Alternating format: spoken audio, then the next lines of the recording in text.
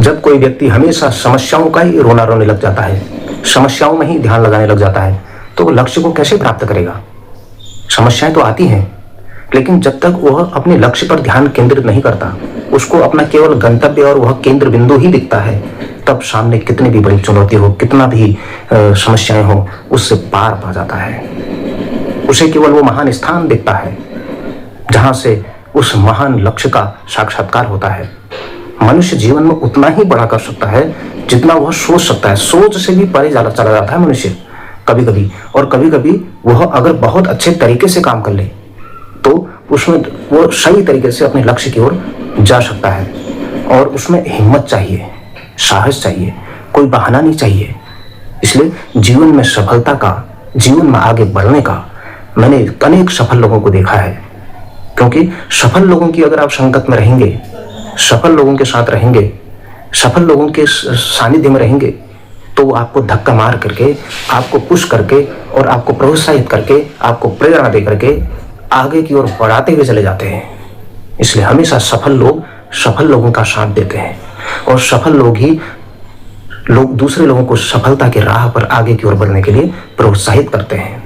इसलिए समस्या में ध्यान नहीं लगाना, लक्ष्य में ध्यान लगाना। लक्ष्य सर्वोपरि है, और जब वही केंद्र बिंदु तक पहुंचता है जो साधना करता है, और वही साधक केंद्र बिंदु तक एक न एक दिन अवश्य पहुंच जाता है। बिल्कुल हताश हो गए हैं, निराश हो गए हैं, और मन बिल्कुल हार की कगार पर पहुंच गया है, और लगता है कि अब कुछ नहीं हो सकता है।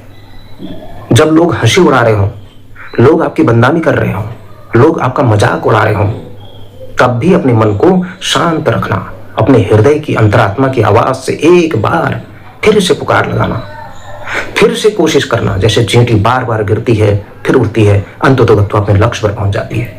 जीवन में किसी भी परिस्थिति में, किसी भी चुनौती के सामने हार नहीं माननी है। एक बार यह सोचना है कि कम से कम एक बार कोशिश करके और तो देखो, क्या पता वह लक्ष्य हमारे सामने एकदम उपस्थित हो जाए।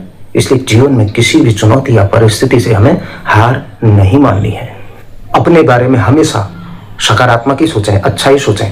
नकारात्मकता के भाव अपने अंदर कभी भी नहीं पनपने दें, क्योंकि हम जैसा सोचते रहते हैं, जिस प्रकार के भाव हमारे अंदर पनपते रहते हैं, उसी प्रकार जिस प्रकार का चिंतन हम करते चले जाते हैं, वैसा ही हम बनते चले जाते हैं।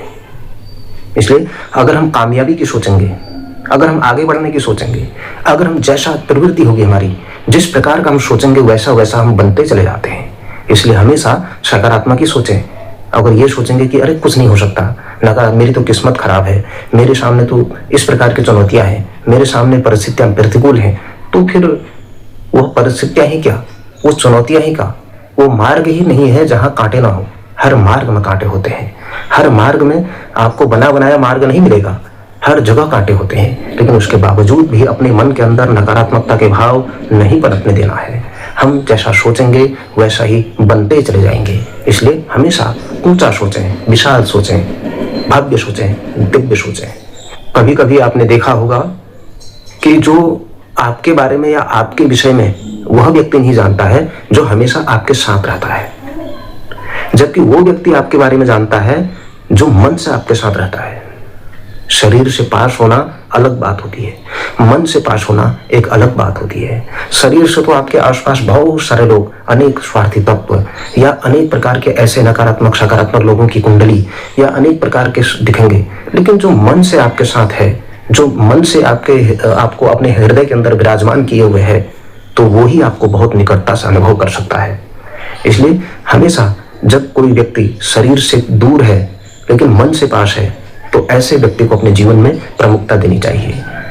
शरीर के पास होना बड़ा मायने नहीं है, आपके आसपास मंडराने वाले लोगों का होना या आपके अन्य लोगों के होना कोई बड़ी बात नहीं है, लेकिन जो मन से आपके साथ हो वही सबसे बड़ा होता है। जैसे राम और हनुमान दोनों शरीर और मन से, आत्मा से, बुद्धि से एक साथ तादाद में था उनका, तो ऐसा हनुमान बन पाना तो असंभव है।